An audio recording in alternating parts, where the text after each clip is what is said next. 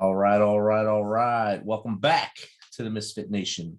If you have not had a chance to check out our first book, 13-Step Guide to Success, it is available on Amazon in Kindle and paperback versions. If you're going through some hard times, you do not have to go through those alone. Phone a friend and chat it out. If you're embarrassed or ashamed to tell your friend that you're going through problems, call the crisis hotline at 1-800-273-8255. If you are a veteran, press option 1. Do not make a permanent solution to a temporary problem. If you're a new listener, we appreciate you for joining us. Be sure to subscribe to our show on your favorite podcast apps and also download the Military Broadcast Radio app to follow our family of shows as well as the Misfit Nation. Also go to YouTube and subscribe to our YouTube channel, _Misfit Nation. This will keep you up to date with the latest episodes of the Misfit Nation and also allow you to hear the amazing stories of our guests. Speaking of which, our next guest combines a unique form of insight to help others center on the present moment with laser-focused energy. She helps her clients expand their hearts for themselves and their family. So without further ado, let's welcome to the show, Andrea Petrut to the Misfit Nation. Welcome, Andrea. Thank you for inviting me. It's an honor. It was great to, the way we can connect nowadays with the pod match or anyway through social media and across the world. We can meet each other. You're not that far. You're just north of us here in Canada. So it's an easy link for us to talk to each other and get to know each other a little better now. So yes. If you don't mind, would you tell us a little bit about your story from as far back as you want to go to how you got to where you are now, what you're doing now? I come from Romania. My family actually has mixed origin of Ukrainians, Romanians, and I thought I actually had a Greek relative, but it seems that it was not a blood relative, but it felt so cool because my name comes from Greek, which is manhood, Andreas, manhood and courage. And I think that is exactly what has been my life and what I've learned from my family. I moved to Canada in 2017 because my current husband, who is what I call my right partner, has been living here. So we decided it's best for me to move instead of him because his other children are here too. And all my life, as long as I can remember, I was 2 years old, I would walk with my parents and just go to people and smile. I love people. This is who I am. I'm a lover of people. And I believe we all have something beautiful in us. Even if we have done evil things, even if we have done horrible things, I believe we all deserve a second chance, whatever that is. And everything that I have done, whether I was learning foreign languages, whether I was studying science or law, or whether I was at home or traveling somewhere, or everywhere I went, I wanted to know, who are you? Who are the people in front of me? What's their culture? What's their background? What are the stories I can learn from? The most compelling stories, and I think the ones that fit your show, come from my family's background of war, famine, and all the challenges they've been through. I was born in a family who loved me very, very much. The question that I ask myself now, just to understand, is, was I loved in the way I needed? Sometimes we say, well, it's good to acknowledge what you had, just see the blessing. I say, yes, I acknowledge. Everything was perfect. But was I receiving love as I needed? And my answer is no. I was giving love as a child and as an innocent child, but the conditioning, the beliefs that my parents, especially the mother lineage, which I understand now why, but the mother lineage was not as physically loving as I needed to receive as a child. So all these things, which for me and now, you and I and others know, we call them adverse childhood experiences. All these things plus the traumas I've been through taught me that I first, beyond acknowledging the lessons that I see in my family, to help myself. And when I help myself, I understood how I can help others. And this is what I do. I start from the heart, from the love I have for people, and I show other people what it takes to come back to ourselves, to see the blessings, and to start healing. And healing starts from deep within. And when we start from us, we're going to change the world, because the world is hurt, not just us or some. It's all of us. Thanks for sharing that.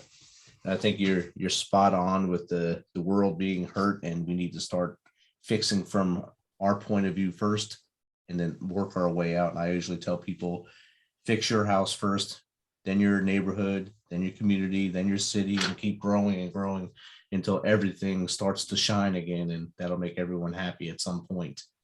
Yes, and it's not about happiness. Come on, let's be honest. What is happiness? Happiness for me is one thing.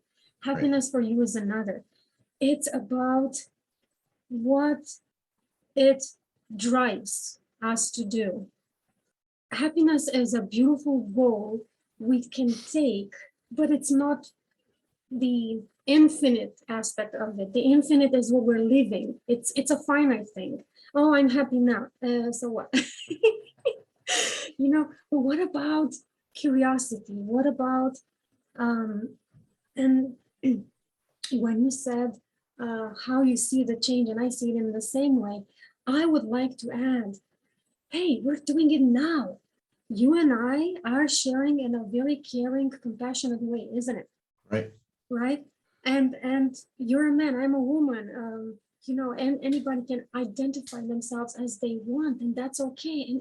And so what? We all make one. That's my idea. We are all one, we're all connected, and we are all unique. And through our uniqueness, while holding hands together, we're actually bringing a world of peace. This is what I'm aiming for. Peace. Peace of mind is going to bring clear, mindful decisions from each of us and the leadership. That's why we're hurting today. We're suffering, we're in pain right now, just because the leadership does not have the insights, the clarity of mind, their own peace in their hearts. They are not healed. And this is not about judging. This is about honoring what we all have been through. I guess you know better than me what it's like. You said you're a veteran. Yes. I have grandparents going to war, and I loved reading about wars and everything. And for me, although I've never been in war, but the stories of warriors of any kind, warriors in wars, warriors in life, warriors of any kind, have shifted my idea. And I realized anybody is a warrior, anybody's a soldier, and all we need is a target to look at. Not target as in target to hit, as in a dream to hold on to, even if you're risking your life for it. For me in life, as a warrior of peace and light, however we can call ourselves, I believe in light, peace, love, and all the things that we can make possible as humans. And I promise myself that I'm going to die trying. I'm going to die trying, showing everybody that if I did it, everybody can. If I could live in a dysfunctional family that loved me, lose my mom at 11 years old, then lose my grandfather 40 days after, her father, then lose my uncle that I love so much, right on the day, I had an insight. Andrea, go. I was on a bus, and I had an insight. Get off and go and see your uncle. I was right, 100 meters away from the bus station, close to him. I passed by, I looked at the space, and I said, no, there's another day. He believed at the same time, it's going to be okay. 4-6 hours later, my dad gets a call. Hey, Victor, your brother died. I was in shock. I was like, why? Why do we do this? Why people have to die around us? Why do they have to leave our lives so we can realize how wonderful their presence is in our life? And I'm teary now, and I'm emotional, and I'm not going to ask forgiveness for being emotional, because I'm sure all of us have had at least one person in our life who, for whatever reason, left our life, and all of a sudden, or maybe it took us years to realize, wow, that's what that person brought. And you know what? I realized that even in trauma, and I'm saying it knowing what trauma is, even in trauma, even in adverse childhood experiences, there is wisdom. I don't say there's good thing. Please keep that in mind. I say there is wisdom. Whatever that wisdom is for each of us, there is wisdom. We have all seen traumatized people becoming warriors and advocates for others, either for the victim or for the other person or both. Why? Because unless each of us and one of us or some of us stand up and say, this is the truth, let's name it, let's work with it, we can do this together, you are not alone. Only then we can make a shift at the global level. Definitely. And I like you said a few things there that were very resonating. You said we have to fight for our dreams, fight for things. I always tell people, a dream won't chase you. You have to chase your dream, or a goal won't chase you. You have to chase after it. You have to be in a sprinter stance and going after it, and have that warrior's heart and go after it the whole time. And that's something that really resonated with me there. And as far as people coming in and out of our lives, I think every person that comes into our lives gives us something. We may not know it at the time. Like you said earlier, you said you're not realizing what you have until it's gone. But we all, as soon as we're born, we don't have an infinite time on this earth, unless for some reason we're a superhero or something. But your time, you have a timeline, and you're only here so long, so you should make the most of it and touch as many people in positive ways as you can. Yes, and let's make it simple. Let's make it simple. I recognize I chose to have impact. I chose to not let the deaths of people that I loved to go in vain. I chose to take on their legacy and to name it and to say how we can be empowered. And I chose to work mostly with women, but I love men, I love everybody.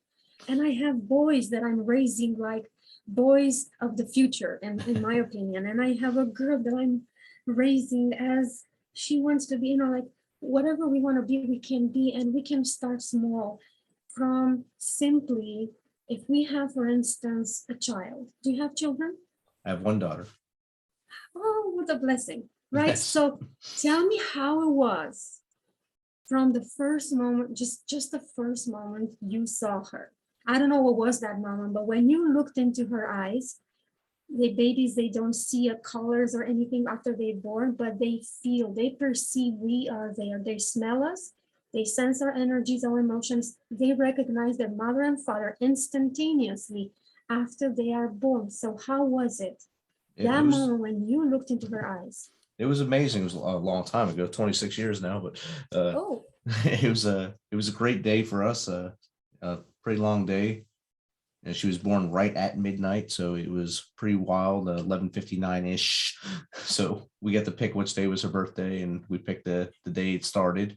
So, and seeing her the first time, that was life-changing, because now you're no longer worried about just you or you and your wife. You're worried about the baby more than anything else in the world, to make sure she has a better life than you did. And that changed all of us. Let's look at that moment, which as parents, we know it takes a blink of an eye to look at your child in their eyes and be like, oh, the world is expanding, your heart is expanding, their love, their eyes are giving us a chance and are shifting our perception. That's exactly what you said. You're not just thinking of you, you're thinking of somebody else too. And for me, that was the moment I saw my baby without touching him. He was just a few centimeters away, wrapped all around, and he made a sound, something like a dog would do when they would cry or something like that. And I knew instinctively that the baby can recognize me. And that connection for me was a miracle. We live miracles every single day. That is my point. That is what I'm saying now. Every second, we can do something that's going to change our life and change somebody's life too. When we're looking in the eyes of someone, whether it's a child or an adult or a teenager or an old person, young person, doesn't matter. We can see what I call sacred being. We have sacredness inside. And I think and I believe this is the first thing that is going to save us as humanity, to look inside each of us and know and feel or look for what is it that you have so special that makes you be you? What is it? What can I find despite your behavior that I don't like and I don't appreciate, despite your thoughts and despite the fact that you're so freaking different that I can't even stand being with you? What is it that I can find in your eyes that tells me you and I are brothers? You and I are siblings. You and I are made of the same soil, which is from this planet Earth. You and I have something in common. And I'm sure we can find something in our DNA, right? And there's got to be something. That's what I believe. Especially being from Europe, I think most of us came from that direction and spread out. So we have to have some kind of lineage together at some point. Yeah. And my family comes from Italy mostly, so that's not far from where you're from. So I'm sure there's some kind of link in there because it's Romanic languages. Yeah. And everyone started out with one small circle and grew out. So we had to come from to get each other at some point. Yeah. So I didn't speak. We are all made of or created by the same creator, because I don't know what you believe in. And I want to honor that. What I'm saying is, whether we use our faith, our beliefs, perceptions, or science, we can all find something common. Even the thing that we are made of 53 million cells makes us, or we are humans. Anything can be something we can find in common. And starting from that, we can find what makes us be one and why we should care, why we should think of the best and highest good of all, not just me, not just you. And I see the word loyalty behind you. And loyalty is, oh my God, it's such an important thing. I remember my grandmother, I remember my husband, I remember my dad, I remember all these people who stayed loyal no matter what. And maybe we do need something to be loyal for and to hold on to. You talked about dreams, that you got to chase them. Well, can I take a twist on that? Go ahead. Because what if the dream is inside you? What if the dream is already there, right in your heart? What if all you need to do is, after you listen to this episode, you just take 30 seconds, let's say 60 seconds of your life, just take 60 seconds, sit in that chair, on the driver's seat, wherever you are, and just think of the things you're grateful for, of the things that you have never given up on. Just pick one of them, think of it, be grateful for it, and then see what happens to your mindset, to your perception, and to the way you're driving, or the way you're going to go to have dinner with your family or to speak to a friend. Yeah, definitely. I think there are things like that. We were thinking, we said that earlier, start from within and come out. So that's the perfect way to twist that around there. I think you did that one well. Yeah. So we talked about relationships. We talked about loss in losing loved ones and stuff like that. How would you coach someone to kind of go through that wave of emotion when they do lose somebody and try to make it into a positive and let them go in a positive manner? I was thinking of how I felt when my mom died. And we have to be honest. And this is what I'm saying. Be honest with yourself first. Allow yourself to feel rage, to feel anger, frustration, to feel anything you feel that society told you it's a bad feeling, it's not okay, it's not pure. You know what?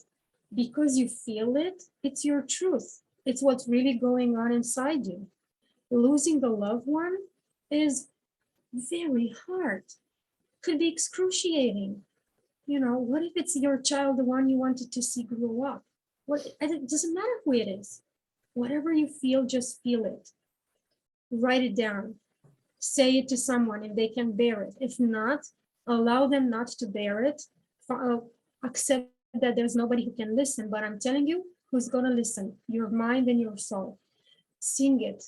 Do you like to sing? Sing it. Do you like to pray? Pray it. Do you like to go out for a walk? You know what? Do that. Here's why. Because nature is going to help you transform those emotions.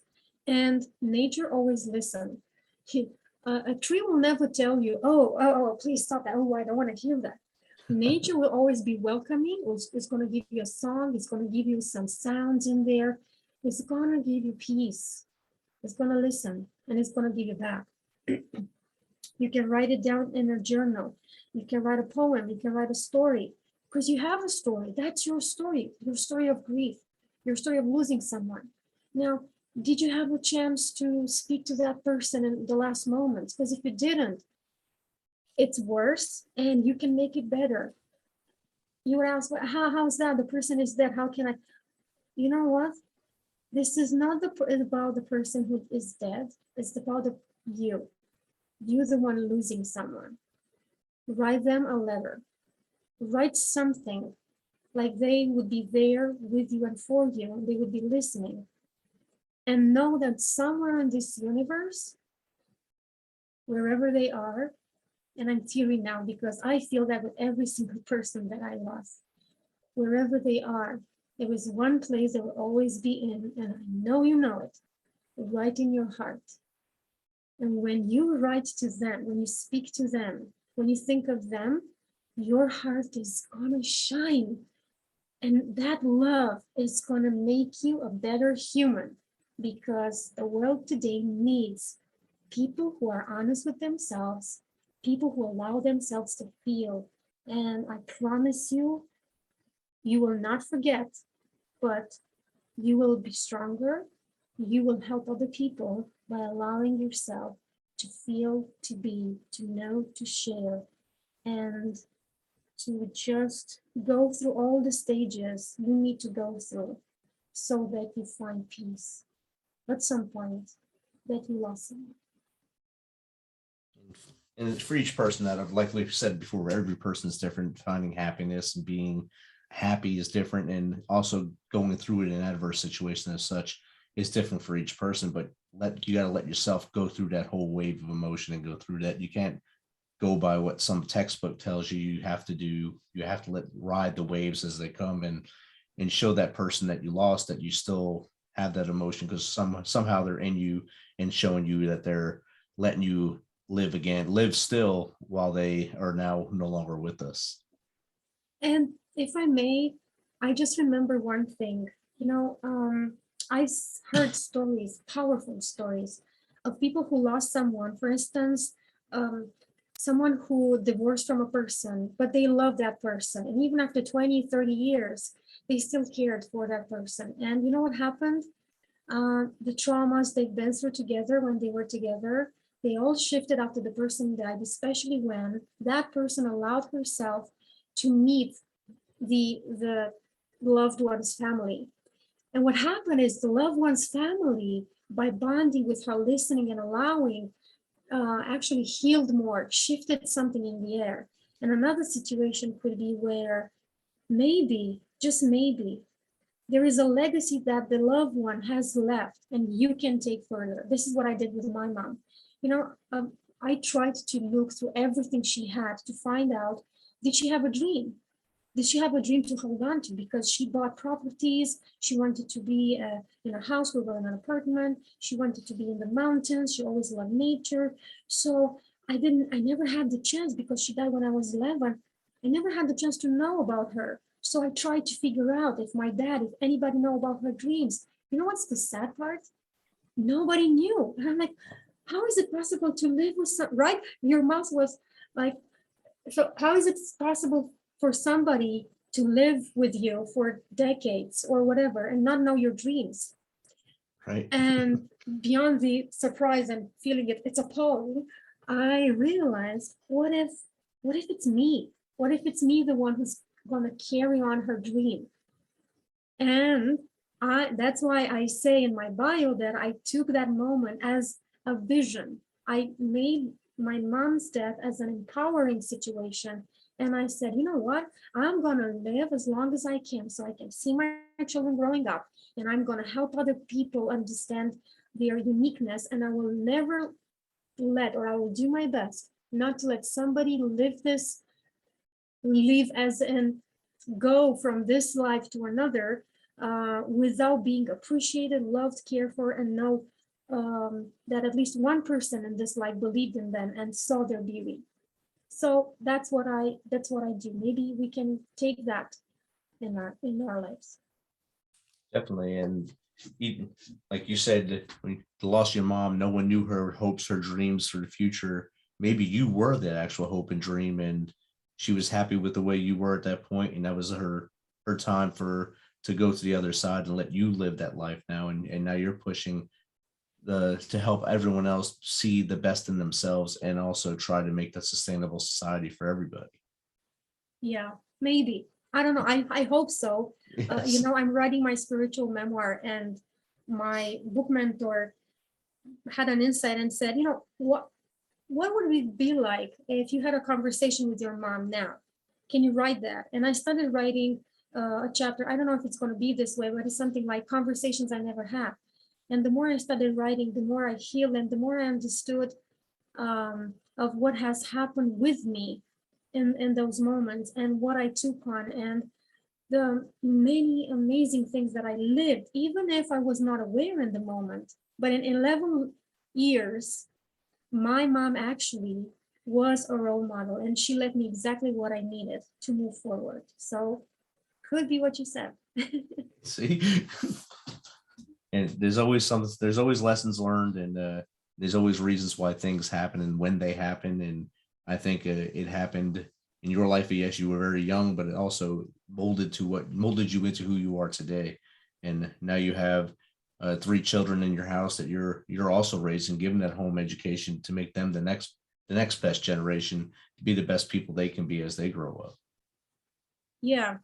And I chose home education because I could, and because I believed in it, and because I felt this would be fit for my family, and it is. And I'm more like eclectic, which means that I listen to the person in front of me, whether it's a child or an adult, and I allow them to go wherever they need, whether it's school, homeschool, with me, or be with another person and live and learn. I don't know, well, according to the age, of course, but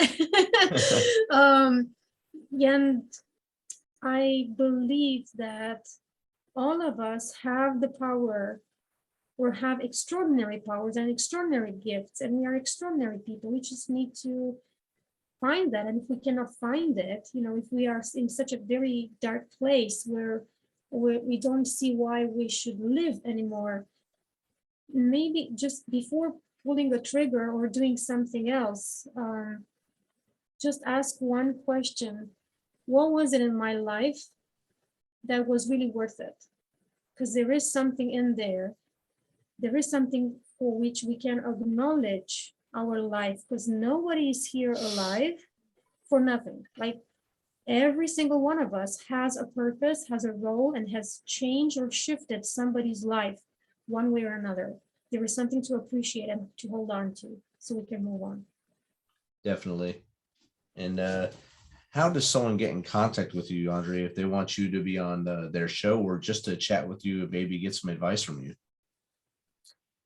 For you listening, please, if you like this episode, give a review and tell him what you liked about this. Forget about me first. Just stop this and leave a review, because we need to know why we're doing this. We need to know why this conversation was meant to be and how it helped you. I would love to know why, what made you change something, if it helped you in any way.